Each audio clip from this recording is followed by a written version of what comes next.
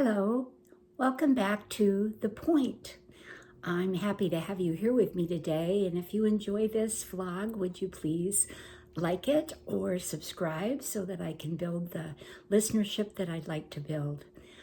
We talked about listening in the last two episodes, and I got to thinking about how perhaps you might like to take the opportunity to listen to somebody that might give you some information about your ancestry that you don't have, and yet you might not know where to start with your questions. So I thought today what I would do is give you a little bit of a heads up on some of the things that you might want to ask, or things that you haven't considered that you might want to know. And I'm sure that you can add others as you go into the interview process. One of the ways I would encourage you to do this is probably to have a tape recorder or your phone just going so that you have a log. Otherwise, you can keep copious notes and have it written down if that's what you'd like to do. So when we think about the past and we think about our ancestors, there are things that before we know it, those people are gone, and so is the information that they might have shared with us. And if we didn't take the opportunity to talk to them and to listen to them, then we're going to miss out on some of the things that might be very interesting for us to know.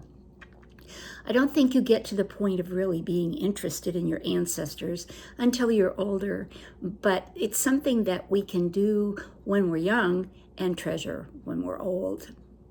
So what kind of questions could you answer or ask in your interview? One of the things that comes to mind as I think about my past and what I might want to share with my grandchildren or my own children were important events in my life. There are things that happen in time, and we know that some of those things are so important and so just drastic or tragic or extraordinary that they're indelibly placed in your mind, and you know exactly where you were, time and place, and you can give some explanation of how you felt or what you were perceiving. So to ask an ancestor or to ask an older person, what are some of the events in your life that really stand out to you or make a difference in what you think or what you know that I might not know about? And ask that question with the idea that you may get several types of answers because there are several kinds of events that stand out for people, but it's an interesting way to get started. One of the questions you might ask of your ancestors, I didn't do this when my father was alive and had been in World War II. I know my grandson has interviewed some veterans of World War II, and I find his information that he has shared very interesting. But you might ask someone what if they were a service member, if they are a veteran, and if so, what particular experiences did they have? Were they in Vietnam? Were they in Korea? Were they in Afghanistan? They may not want to talk about all the details with you, but just knowing where they were and what the environment was like, and perhaps some of their attitudes will give you an insight into their life as a veteran. Our veterans are very important, and we need to honor them, and we need to keep track of what they did and where they were. I found it very interesting when I read Hannah's book, The Women, that I grew up during Vietnam. I was just out of high school during most of the war, and I never realized that women were not recognized for combat duty in Vietnam until I read that book. So it's always interesting to gather these new details about our life. One of the other questions that I would suggest you ask is why or how did you arrive at your career or your vocation in life? Were you encouraged to do it because family members had done it? Did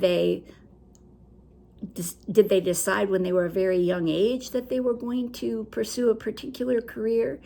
Did that change? Or did they actually meet their expectation and their goal in life? It's interesting to know how people came about their careers. I can tell you personally, I never really wanted to be a teacher. Both of my parents were teachers, and it wasn't something that I thought I wanted to do, but as life went on and the experiences were available, that was the degree that I could get conveniently. And I don't regret my years in education, but I still think about what possibilities might have been if I had lived a different place or lived a different life. So it wasn't what I wanted to do, and yet it was very rewarding, and I learned a lot. And as you talk to people about their career or their vocation, you may learn about labor relations, you may learn about strikes, you may learn about tragedies or things that happened in the plant. You may learn about something that we no longer have that career. As time goes by, our world is changing and careers are different than they were 25 years ago. I would ask the question, what is the most memorable trip or vacation event that you might have taken? This is a wonderful way to find out what people enjoy. You can find out about hobbies. Perhaps they're an avid outdoors person and their favorite trip was a camping trip that they took in the Rocky Mountains in Colorado. Or maybe they love to travel the world and they've been in a country that you know very little about, and they can express what they saw and what they valued and how they felt about that trip.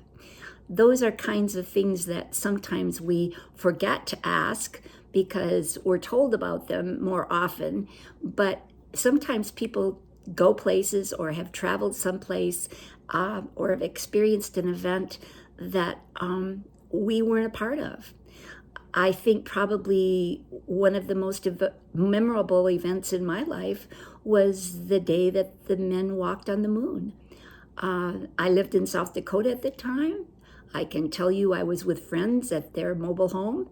We were watching it on TV. It happened that my brother was visiting from Michigan, and the five of us watched the program, the visible evidence on television that we had men on the moon. That's an interesting event that my kids probably don't even think about when they think about when I was alive and what I've lived through. You may ask things as simple as, do you have a favorite flower and why? Do you have a nickname and why? You may ask, were you the oldest or the youngest or the middle child, and how did that make you feel? You may ask, was there someone in your school years, a teacher in your school years, or more than one, that really stands out in your memory, that you think about and that you remember because of what they did or how they were or what they talked about or the way in which they treated you?